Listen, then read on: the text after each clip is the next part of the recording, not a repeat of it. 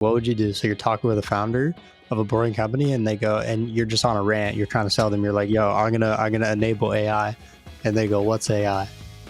How are you replying to that? Dead ass. Like, my God. how are you doing? Dead ass. How are you replying? How do I? What is AI? It's an employee in your pocket.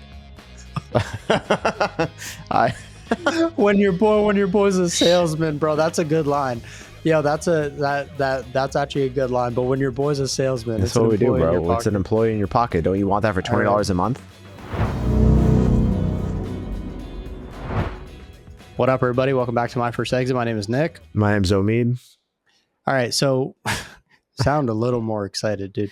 All right, so well, I feel like when you're going through the intro, you're like, "What's up, everyone? My name is Omid." What the heck is that, and then dude? And then my name's Nick. It's always the follow-up, dude. Bro, you hit it with like my name Jeb. All right, anyways, we're gonna keep all that in. No, that's definitely today's episode is about making your first $1 million. So oftentimes you hear from millionaires and billionaires as to how they made their first million, or sometimes they're so far down the journey that they actually are just so advanced that the insights that they give you are great, but they're not really relatable. Yeah. Full disclosure, Omid and I, you're in the 100,000s clubs, right? I'm in the 100,000. Okay, cool. So we're 100,000 club earners, and we're actively trying to make our first million. And this episode is going to be a deep dive into how we're trying to do that. And so take it for what it's worth. Either we do it, we make $1 million at some point in our life, or we never do. And so if you're listening to this and you've either made $1 million and want to reflect on what's worked and want to come on the show, then hit us up. But if you are listening to this and you want to make $1 million and haven't done it yet, maybe one or two of the things we're doing will inspire you to try, or might be the unlock that you need. And also, if you're listening to this and you don't make $1 million, you don't want to make $1 million, I want to say that's perfectly cool. Yeah. And life is about happiness anyways. And so that's actually where I wanted to start it, which is, so why do you even give a fuck about making $1 million? I know my answer, but what's yours? It's such a good segue. And as I've grown older and made more money over time, that answer has changed a lot, because once you get to a certain amount of income, making more really doesn't change your life that much. It's the improvements you have are marginal. Like even right now, the more, if I was to make more, when I make more, I gotta change your language there, definitely. But when I make more, it's just gonna give me more money to save and invest. So very, very fortunate about that. But to answer your question, long-winded answer there. For me, it is really about freedom. Freedom and purpose, because money definitely follows you when you are doing something that you enjoy to do. At least from what I've seen in a lot of cases, from things you're really good at. And of course, this is a caveat on you're making money legally. But money follows purpose, which is something. Yeah, that's a good caveat, dude. We're just gonna give a bunch of people a bunch of ways to make illegal money. Counting cars. Yeah. For me, when I think about making my first million, I think money is one of the best ways. It's like the game of life. It's one of the best ways to gauge your level in life, is having monetary value associated to that, which is something for me. Progress is definitely where I gather a lot of my happiness. So number one, that, and then there's the freedom that comes with it, because the more money you make, the more experiences that you can have in life. And I'm really experience heavy for providing experiences for myself and the people I love. So definitely that's my big reasoning there. What about you? Yeah, I love that. I like the freedom answer. I've never resonated with the word freedom for me, so to speak, but I want to do it because I just believe that my purpose in life is to create things and to make art. And I feel as though I want to build wealth so that I can create art. Yeah. And I can create art without building wealth. I'm mindful of that. And I just want to spend a lot more time creating art. And I made the decision a while ago that I wanted to live in Western society. I don't want to live permanently in a place of the world where money isn't valued in the way that it's valued here. I did consider that option. I just didn't Thailand? want to. I don't know, like a Thailand. I think money's valued in Thailand, but it's like monopoly money in Thailand. To go, yeah, or to go live with monks or something. I like the quality of life over here for me. My family and friends are also here, so I have community. So I said, okay, that's off the table. So if I'm going to live this life, money is a really helpful thing to live, life here. And I said, okay, I'm 30 now, and I don't I said, okay, I could just go make art a lot and just bet the stakes on that and use that as a way to make money. But I don't want to be 30 and broke. I just don't. I want to be able to travel. I want to be able to do things. So I said, okay, let's do both. Let's build wealth and let's make art. And I noticed a pattern. I don't know if you've noticed this, but you and I have talked about this, that really great artists, let's use some famous artists right now, but there's many more examples. Let's, call on Kevin Hart, The Rock, or Shaq. Shaq. Shaq's a bad example, but let's do Kevin Hart, The Rock, and who's the guy who did Aviator? The Aviator Glasses? gin? Oh, Ryan Reynolds. Yeah, I was thinking Ryan Gosling, but it's Reynolds. So I'm a big movie fan. Those three gents are three good examples of people who mastered art. And interestingly enough, they exited out into an entrepreneurial vehicle to create real wealth. And so that was a signal to me that even artists are making the exit into wealth. So I figured, okay, let me try to flip it and build wealth into making art versus making art into building wealth. And I think that that's possible. And you'll see that I think a lot of people are going to show up over the next years and do that. So that's my why. That's my purpose. I'm actively testing ideas with a business partner, a few business partners. And I want to talk about those today. I want to talk about what those ideas are. And I know Omid's doing the same thing, both with the intention to earn $83,000 a month in monthly recurring revenue, which is, approximately $1 million a year, or $1 million a year in, 12-month trailing revenue, however it all adds up. So Omid, why don't you go first? Why don't you talk about an idea that, let's start with one idea that we both had that we chose not to do. Let's do that. So let's do chronological. So past into present into maybe future ideas. So you go first. So just to verify kind of what you're asking here, that could mean many different things, especially coming from you and I. Is it something that we never picked up to begin with, or is it something that we quit in the middle of it? Yeah, no, I think you could take it whatever direction you want. Just try to hone in on value. And so if you never picked it up and it was just an idea and you just didn't do it because you got lazy and didn't take action or got unmotivated, don't talk about it. But if it was a real idea that you really considered and you created a bunch of criteria for, but you chose to part ways with it, I think that that's totally acceptable. Or maybe you did try it, got into the weeds with it, lost money, and realized, hey, this is just not the way. So, yeah. So I built the book publishing business, which was I would say my most successful venture. I brought it up to a great income, and then time out. Take just a quick step back and just give people 30 seconds on what this is. The people have no context. Oh yeah, I keep forgetting. You got to explain things. All right, so I have a book. I had a book business, and for context, if you haven't listened to any of the other episodes, it's just finding profitable niches in Amazon and then getting a ghostwriter to write a book there and then marketing it. So that was, out of all my business ventures, the one that successfully was making income month after month. I got it to the point of hovering around 4 to 7K a month. And then I completely stopped. In revenue or in profit? In profit. Nice. And I completely stopped touching that business for like 2.5 years while I was in the process of trying to sell it. And the reason why was because cool. You beat me to it. I was like, you're always looking for the sexy business. You're always looking for the thing that's fun. And I was like, you know what? Even though I was good at it, in my head at the time, being in my younger 20s, I was like, oh man, there's so many more cool things I can do. Like, let me go and do that. And I completely stopped the business, didn't know what I had in front of me, and haven't even tried to grow it. So I did end up selling the business. And then right after I sold the business, I was like, okay, well, there goes my cash flow. What do I do now? And I'm sitting on this cash just trying to figure out what the next move is. And I ended up having all these ideas I tried to validate. And then I ended up starting a virtual call center for home service businesses and like law firms. And I lost $30,000 in that venture over 6 months because, first of all, I thought I needed to do a service-based business when clearly I had. Why? Most people go the opposite direction. Most people go from service to product, because the challenge with the service-based business I found is that most service-based businesses, you're kind of recreating your product every time you fulfill it. Whereas in a product-based business, the sausage is made, it's a recipe, right? And so you just add to it every now and again. Why did you want to stick around in service? That's interesting. I was just thinking I could scale service a lot more with outsourcing and just through sheer like will and money at the time. And little did I know, I learned a lot of lessons in that number one is fixed business costs to operate the business, completely drained my money while I was trying to like validate the business. And that's where I learned like validate the business before you spend money on it. And then I remember one of my mentors was telling me to like, just do what you've already done. And that's when now I've restarted that same Amazon business and I'm putting all my resources into it and I'm fully operating it like a product-based business.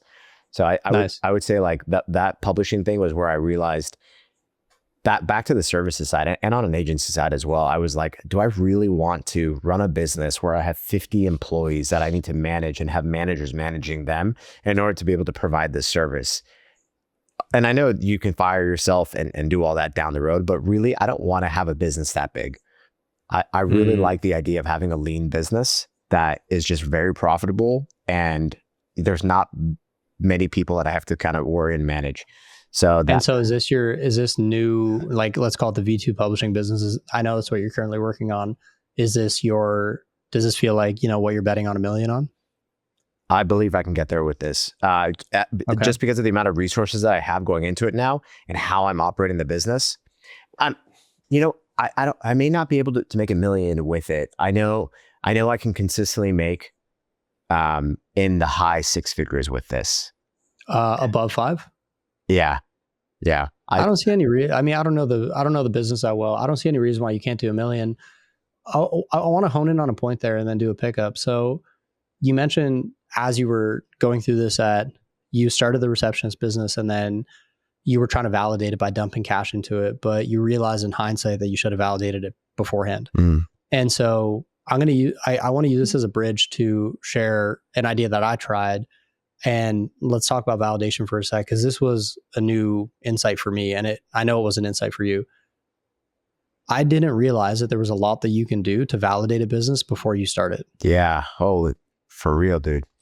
I didn't even realize that was an option. I was like, what the heck? And so I didn't even know what that meant until my business partner, Tyler, came along and said, yeah, that's, he's created a 7-figure startup before.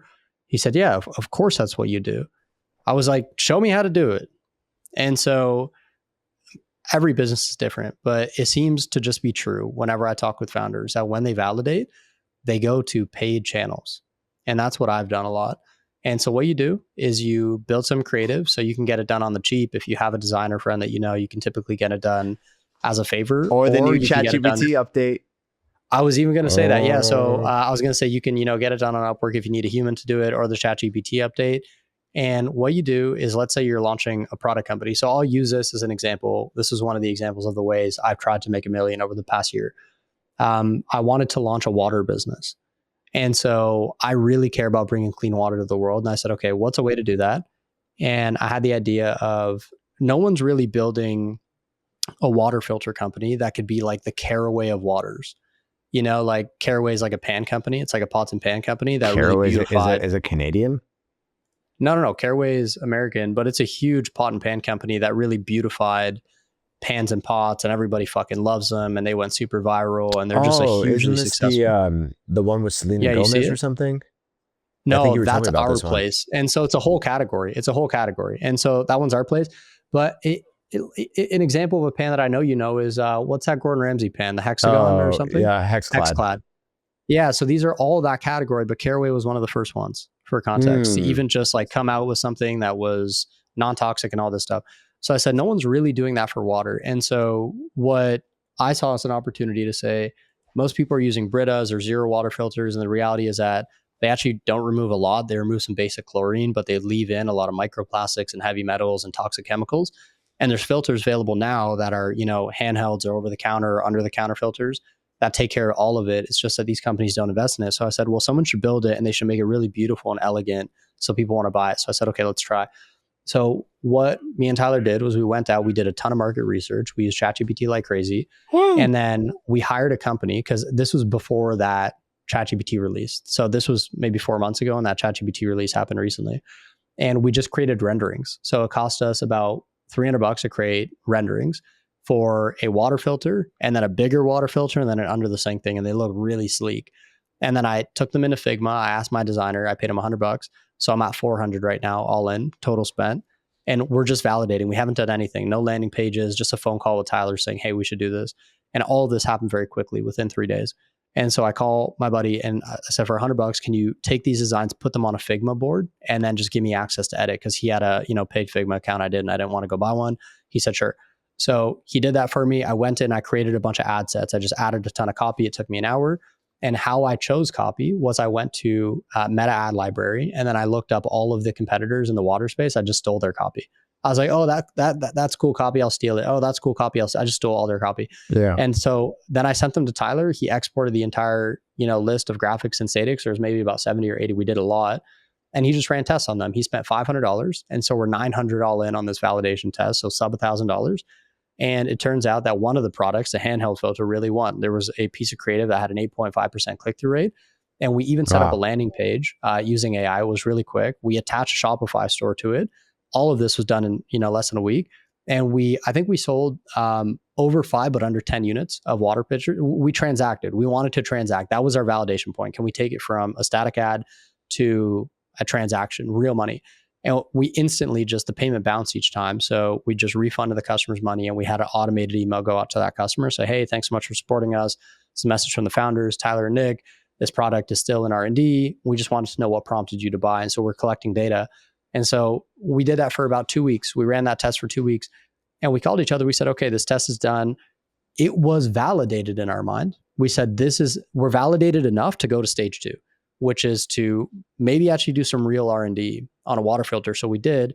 And what we learned was that the water filter we want to build would actually require a new mold in China. And that mold will cost us about $20,000. And then in addition, we'd probably need to go out and order a minimum order quantity of at least $20,000 worth of material, house it somewhere in the US for about 5 to 10 a month. So it was about $50,000 in startup costs, which we were willing to do, but we said not right now. There's other ideas we wanted to go test. So we backed out, and we backed out not because we reached all the correct validation points with more in front of us, but we decided to back out because we said, we can come back to this idea, we think, if somebody hasn't executed it well, and we think that there's other ideas that we can execute for much less money, for less of a $50,000 risk, that we want to try before we go and do this. So that was an example of that. I told that story for 2 reasons. One was to say that was a great lesson for me in learning how to validate something. And then 2, that was one of the ideas that I wanted to take to $1 million. The idea of validation is amazing. And it reminds me, like, oftentimes people understand that a first-time founder is going to fail because they're learning these lessons like validation, which is something that is just so important. And as I hear you tell the story, it reminds me of what I need to do before I publish a book. The amount of validation that I have to do in order to publish a book is a lot. Like, we look at customer reviews of our competitors. We first see, is there demand in that specific category?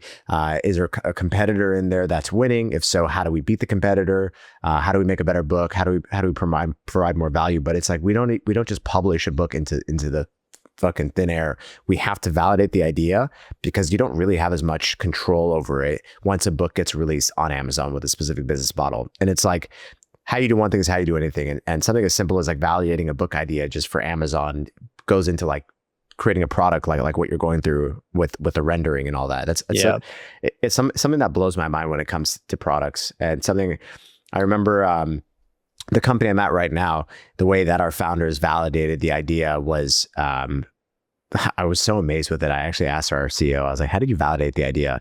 And they went through like so many different VC tests, and they had all these R&D teams and everything to validate the idea. And they just couldn't believe the idea they had from their validation.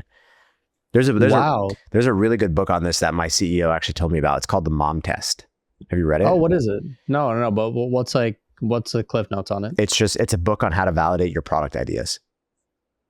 Okay, cool. But is it like a theory like that you can share? Or I didn't read the book. All I know is when I asked him about this, he was super like, helpful. The Mom Test. the Mom Test is a book that he recommended. Here's the subline or the subtext of the book. It's how to talk to customers and learn if your business is a good idea when everyone is lying to you. And the premise of this book is, here, I'll tell you right now. Okay, go. They say, don't ask your mom whether your business is a good idea because she loves you and will lie to you. So it's basically, don't ask anyone if your business is a good idea. Just go and validate it. So it's all about like how to go through and validate that that business idea. Because your mom will always tell nice. you your shit smells amazing. Okay, cool. Yeah. I was gonna say, yo, wow, okay, I'm gonna get to my next idea that I've tried to validate, and then I'm gonna kick it to you. But in the meantime, put that book into ChatGPT and just get a quick summary and see if like we can get. So I'm personally curious of what like the big theory is behind it. As Omid is doing that, I'll share another idea. And so you've heard on this podcast, if you've listened to another episode, that you should go buy a boring business if you want to make your first million. Oh, fire. Yes. I tried. Have I told you this? No, you don't. What? You don't talk to me enough, bro. Yeah. I know. And so I don't call you for my nightly updates anymore. But I'll start again because I can tell you really miss it. But well, it's because you asked me to search this shit, dude. So I'm kidding. And so I tried to buy a boring business, kind of. And so from afar, the idea is fantastic. Buy boring business. And so my business partner and I, we just randomly chose 3 different categories for a boring business that we think could have potential randomly with no, it was just a conversation. We said, well, what do you think could be cool? We chose plumbing, we chose painting, and we chose cleaning, residential cleaning. So those were the 3 boring businesses that we chose. And so the process was identical. What I did is I went out and I found a shit ton of plumbing companies, a shit ton of painting companies, a shit ton of cleaning companies. I found the best ones. I put them on a Google Doc, and then I just looked at their ads, and I just created a ton of different ad sets for every single one of them. But in this research, something happened. It was because we did the water thing, and then a week later we did this boring business thing, and we said, okay, if we can validate it, we'll go out on some kind of boring business, or business site where you can buy a company, and we'll, talk with potential founders that want to sell. And we're still interested in it. But here's what happened. We both had the same conclusion. It was like a come to Jesus moment. Like I called him, I was like, dude, I don't even want to run these fucking ads. And he goes, why? I'm like, dude, I don't want to run this business. I don't even want to buy it. It was so boring. Like I was like, who would have thought a boring business was boring? I was just like, dude, the value propositions here are so boring and lame and non-sexy. For plumbing, it was like, we'll do a free drain inspection for you. And I was like, dude, I mean, I don't think I should run this. They work. Yeah, I know that they work. It's just, if I'm this disinterested in the product from day one, I'm going to try to do everything I can to just not work on it. I was like, we should not run this. I was like, if this is, so we both agreed. We said, this is a hedge, meaning this is the advice a lot of people give founders these days, is buy a boring business. And we said, okay, maybe we'll come back to it if all of our other ideas fail. We'll just layer it. But the TLDR, our take and our spin and our angle on a boring business, I still think this could work. And so if you're listening, you can steal this, and you should. We were planning on doing a layer of AI across the entire boring business that I feel would just instantly create some exponential results. And then also a layer of advertising and marketing, because those were the 2 things in our research that we found most boring businesses were missing. They were missing any connection to technology, any connection to, proper channels for buying. Most of them rely on referrals. And then the last thing was operational efficiency, because most of these businesses are run by boomers. Mostly service people. Boomers, but also just service people who know their trade, but they don't necessarily have a business background. Their operational proficiency is typically really low. Like it's typically them and like a, ragtag group of people trying to run shit. And so, that was my experience with boring businesses. Did you get that summary of the book? Yeah, I got that summary of the book. I'll read it right now. But one thing I want to just kind of piggyback off of what you just said. There's such a opportunity there, and I've thought about this as well. Is like just literally going to all these boring businesses, and a lot of them don't even have websites, man. But like going in and like helping them get access to technology. And now with AI, it's like, dude, a lot of them probably don't even know AI is around. Probably don't even have a ChatGPT. That's wild, but that's facts. Like, they don't even know AI is here. It's so true, man. But like, there's such simple things. Like I know there's businesses. What would you do? What would you do real quick? What would you do? So you're talking with a founder. of a boring company, and they go, and you're just on a rant. You're trying to sell them. You're like, yo, I'm gonna enable AI, and they go, what's AI? How are you replying to that? Dead ass. Like, my God. how are you? No, dead ass. How are you replying? How do I apply? What is AI? It's an employee in your pocket. when your boy's a salesman, bro, that's a good line. Yeah, that's actually a good line. But when your boy's a salesman, that's it's an what we do, employee in your bro. It's an pocket. employee in your pocket. Don't you want that for $20 a month? All right. I like All that. right. So I like that. the Mom Test is a book. Look, I just literally asked my employee to go create me a summary. The Mom Test is a book about how to talk to potential customers without getting misleading or sugar-coated feedback, especially from people who care about you, like your mom. The author teaches you how to ask better questions that focus on the other person's real experiences and problems instead of pitching your idea and asking for their opinion. The goal is to get honest, useful feedback that helps you build something people actually want. I fucking love that. I might read it. Yeah. I mean, well, my CEO of my company, I mean, we have a unicorn company, not mine, but the startup I work for. And he said this book was really powerful. Yeah, that's dope. I love a good book recommendation. All right. So I've given 2 ideas that I've tried. One I didn't fully execute, which is the boring business. The other one I chose not to do, which is the water business. You gave the book business, turned into virtual receptionist, back to book business. You missed a really big one along the way. Don't you remember? Your business? Yeah. You remember? You raised money for this, is your hint. Oh, I had a crypto hedge fund. Yeah. Okay. So can you talk about that or no? Yeah. Okay, so cool. Oh man, this kind of fell into my lap. This was a really insane moment. As someone, if you would have listened to our last episode, or maybe it's going to be coming up on AI, you'll notice that I have a passion for technology, but I'm not a technologist. And I was learning Web3 at the time. And I had a friend of mine that was telling me about this video game called Axie, blockchain game. And I started learning all about this blockchain gaming, and you can like play this game, earn tokens. You can have different NFTs, which are the NFTs that you would play the game with. And then they could mate and then make another NFT, and then you could sell the NFT. So I was making a lot of money doing this at the time. And I went to one of my best friends and mentors, and I was like, hey, look at what I'm doing. And he was like, well, can you make me money? I was like I could try. So he gave me money, and I doubled his money. And then he's like, dude, we have something. I'll partner with you. I was like, let's do it. So then we just started ripping it, and we were, he was raising money, and we raised a kind of like a seed round, I guess you could say, on this crypto gaming project that we had. And we were making everyone money at the time, and it was going really well. And then we're like, let's launch a token. And we were going to launch a token and build an entire community on blockchain gaming. And the game that we were building on got hacked for like $650 million.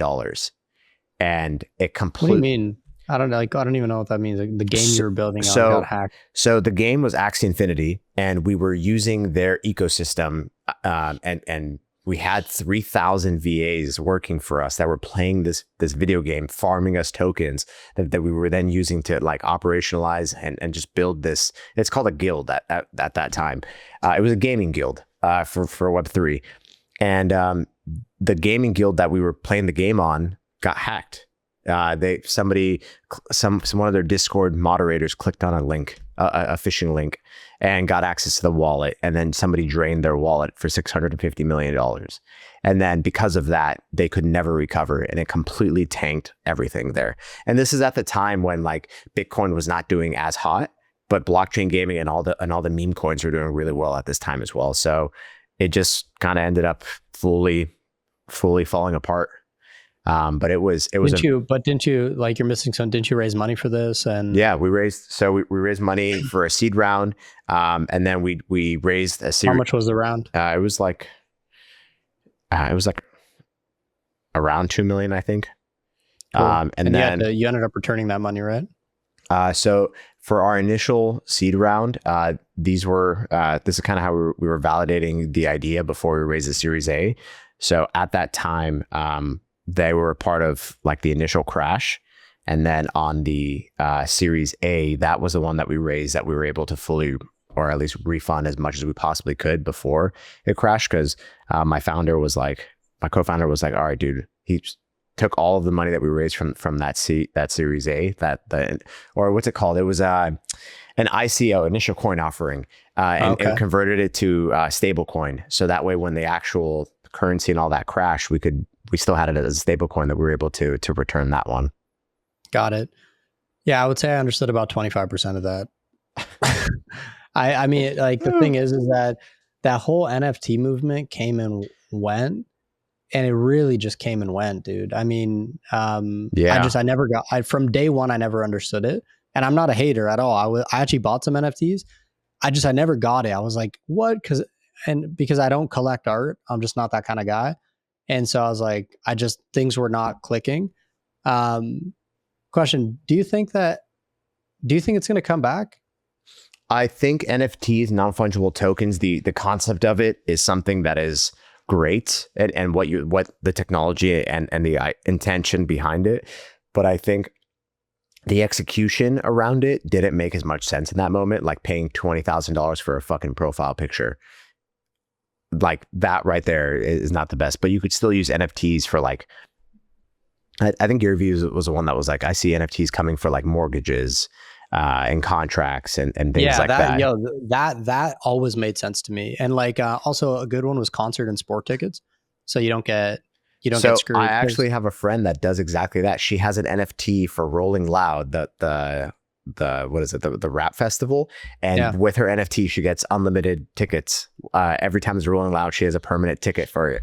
And it's cool because now she has this Rolling Loud NFT, and she can go to any of the festivals anywhere in the world, and her NFT is her ticket. See, that's fire. But I also think that there's going to be like NFTs for like a one-time use ticket, or just like a continual use. But yeah, I mean, like, I don't know. Let's say you're going to go see the Raptors game, and there's like an NFT for section 102, row 21, seat 5. You know, let's say there's an NFT for every single seat in the arena. When you get the ticket, like the ticket just exchanged to whoever bought it for that game. But the challenge with the sport and the music industry, I don't know if you know, this has happened to me, where the resale market is super spooky. And not only do the prices go crazy, that's the one reason it's spooky, but the more important reason is that oftentimes resellers will resell the same ticket multiple times. And as a consumer, you just have no idea how to track it. And so you just show up to the gate all excited to go see a game or see a show. And they're like, hey, this ticket has been scanned. It's a huge thing on StubHub. It's a huge thing on, any third-party platform, which is why Ticketmaster is super coveted, because it's first-party tickets, meaning it's from, the artist or the game right to you. Okay, so we're through 2 ideas each. Let's get to 3 each. I actually have a list of ideas here that I've been working on, so let me pull that up. And okay, cool. Yeah, I can talk about this one. So this is one I'm currently trying. And so this kind of brings us to present day. And what I think is that, how do I pitch this? Data and building reports is really hard and difficult. And so a lot of people, they struggle to build reports. They struggle to even understand data. So I wanted to make it easy.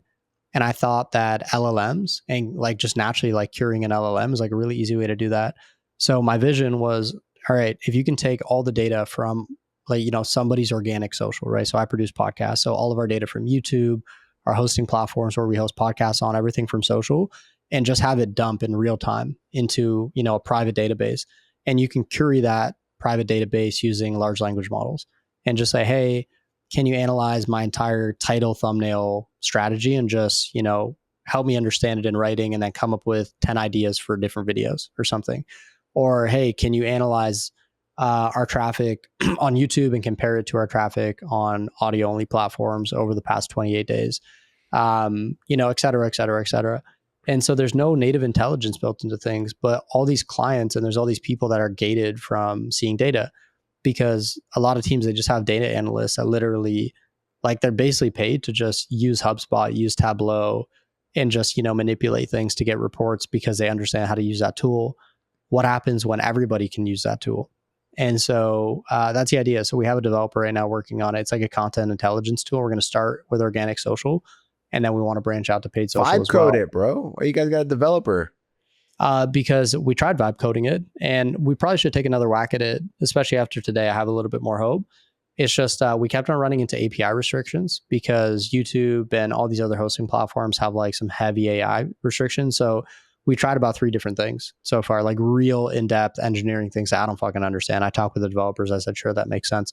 Try this, try this, try that.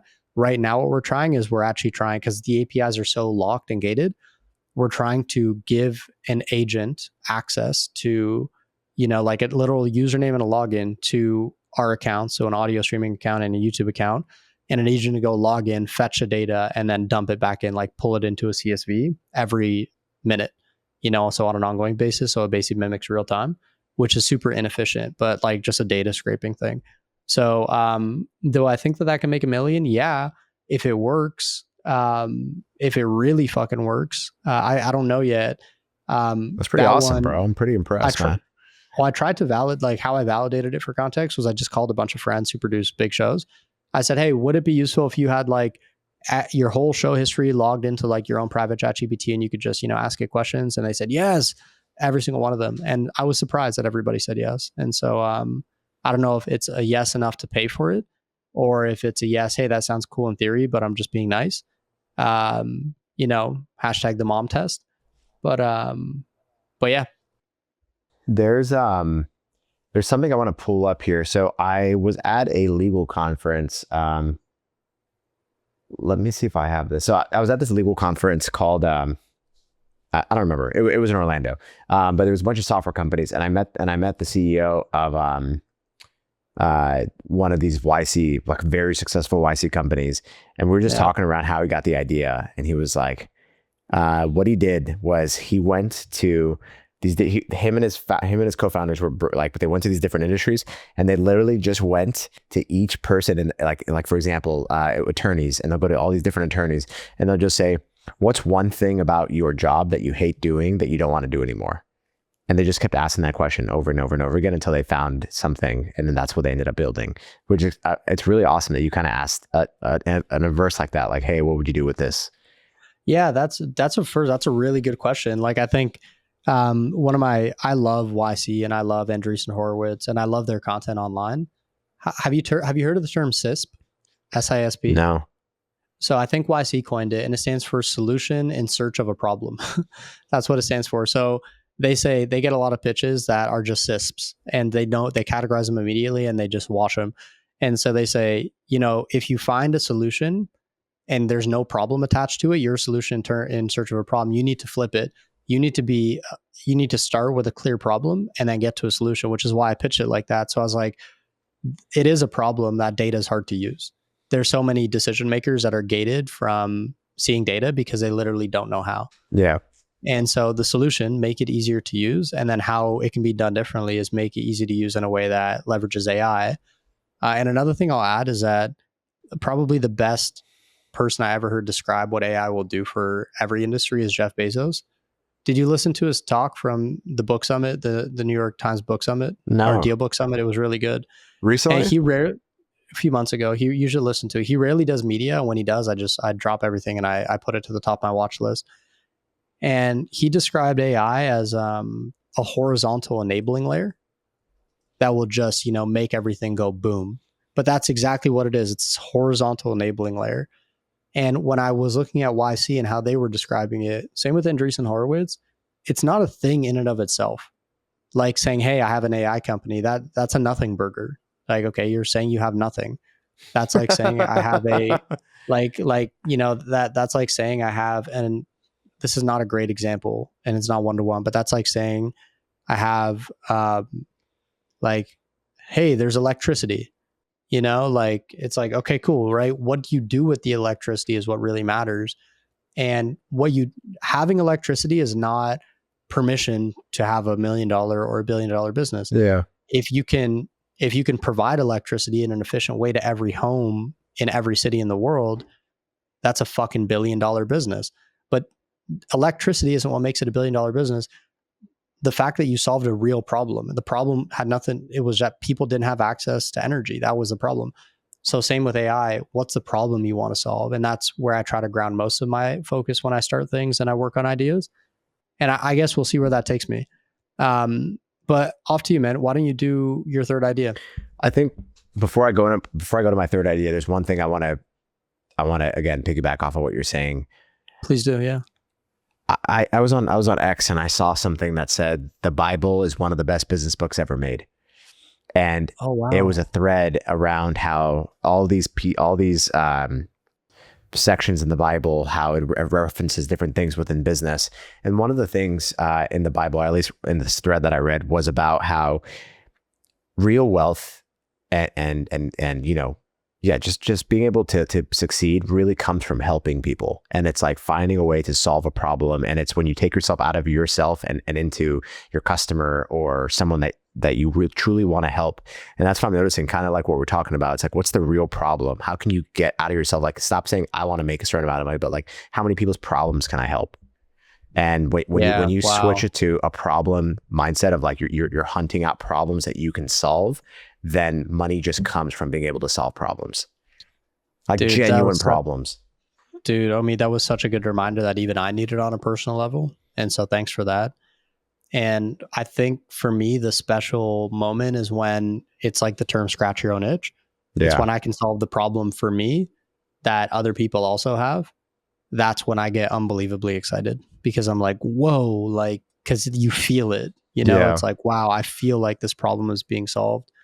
But yeah, and third idea could be an idea that you're, thinking of trying if the book thing doesn't work out. Or so the book thing is definitely something that I think it's one of the best business models that I have access to currently, and it can help me get to my lifestyle goals that I want. And I just know that if I'm consistently doing it over time with a consistent input, I will just eventually get the output that I'm looking for with that. So, and it takes like 2 hours of my time a week. So very, very fortunate there because I have a really amazing team.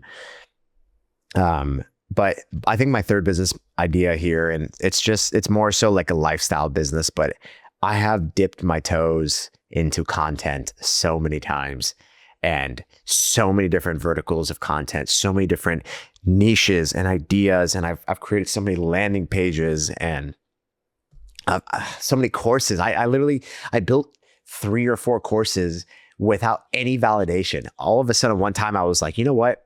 I know how to teach people how to build an entire team with VAs.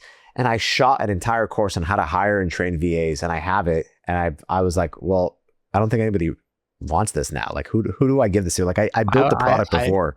I would legit want that. You're good at that. Yeah. And I thanks, bro. I sent it to a few friends that needed help, like some of our mutual friends. But I was like, dude, I built courses. I built one on like how to fix your credit. I built one on like points. And I haven't built the audience, but I've been building the products without the audience. And for me, content is something that I have a passion for teaching, just coming from the Tony Robbins world, and being in seminars and personal development since I was 12. But I've never been able to nail it, partially because I haven't fully committed to it over time, like make a video a day for 4 years. So I think that would be one of the things. And I just know content is not going anywhere. The creator economy is growing rapidly year after year, and it is definitely a booming industry. And now with AI being able to rapidly accelerate asset creation and your content creation, now you have like an assistant that you can bounce ideas off of. It's just a true game changer. And I think more so now than ever, personal brands are something that is just like you can't. What's the ROI of your mom, right? Like when we talk about brands, because creator economy, personal brands, even founders, like founder-led marketing, that's what's hot right now. And that's what's really separating a lot of founders. So that's something that's $1 million business idea that I just know is there for people that are like consistent. I forget who said it. They said, if you post every day for, I think it was like 2 years on TikTok, you'll never have to worry about money again or something. Like I heard something like that. Yeah, that's not true. Whoever said that is not like, it's not right. But yeah, I mean, I've said this to you before. Happy to say it on the pod, dude. I personally think that that's what you're made for. You have a personality that people should hear from. And I know it brings you a lot of joy to share it. And so I think that those things are true. I just pray that you continue to do it. And bro, that's what we're doing with this podcast. Exactly. Man. And so I guess this podcast is one of them, because this is a content medium for us to be ourselves. Yeah, it definitely is. It's not for me a way to make money, but it's cool if it's that for you. No, It's no, no. just I'm I saying like just show up here for fun. it's a way for you and I to make art. Like I'm not looking at it's just a Oh, way for us to absolutely. like be ourselves long Oh, form. got it. Yeah, I was building off the thread because we were talking about $1 million ideas, and Oh, so I was building off that thread. But regardless, launch one of those courses, bro. Fuck it, run some ads against it, see what the fuck happens. If they're already made, nothing to lose. Um, I'll temper it and lead us out with this and say, money's cool, and happiness is just so much doper. Um, if you're listening to this, just prio happiness, prio your own enjoyment. You don't need money to do it. There's so many people in my life that I really look up to. Some of them make a lot, and some of them, make enough. But that's irrespective of why I care about them or look up to them. I fuck with them because they're just so happy and like full of life. yeah. And every single time I stumble into an individual like that, I'm so grateful for them because I'm reminded that this is what life's about. And by the end of your life, I'm just firm that you won't judge yourself on how much money you made. You'll judge yourself by how much you enjoyed it, how much you loved, and what kind of person you were. And so all of this talk around making a million is fine and well. And, bet your ass Omid and I are still going to try, and we'll give you some updates along the way. But it's just happiness. Yeah. That's my closing thought. Omid? My closing thought is something that I've recently been pondering on. And it's how do I say this? It's at least I'll share it from my point of view. I've realized that in my life, I am living the life that I prayed for many times. And I have to connect with that as I'm in the pursuit of more, because I had a vision for my life. Yeah. God willing, I've had a vision for my life to build, and I'm living it. And really, like I think I mentioned earlier in the call, the more money I make, the happiness level is going to be marginal until I hit a certain point. But it's just, you have to connect, like be honest where you're at with your life, and see, like, are you living a life that you prayed for? Or do you have the things that you prayed for in your life? Because I've had a vision, and now I'm like, I need to create another vision, because I achieved it, in most cases. Yeah. Fucking beautiful, dude. I can't imagine a better place to end. All right. Thanks for listening, everybody. See you Thanks, next guys. time.